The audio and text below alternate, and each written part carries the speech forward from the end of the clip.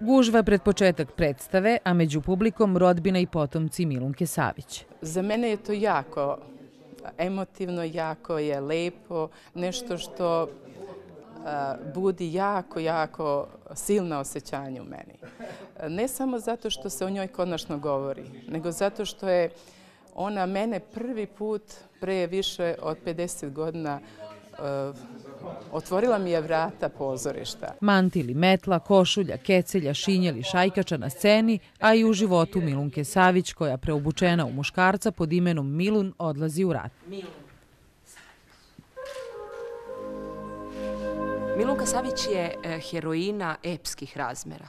Jedna od najznačajnijih žena srpske istorije. Nijedna takva se nije rodila, ni pre nje, ni posle nje. I igrati Milunku Savić je za mene zaista možda najveći izazov u mojoj dosadašnjoj karijeri. Ispovest žene ratnika koja je završila kao čistačica u banci režirao je Predrag Stojković.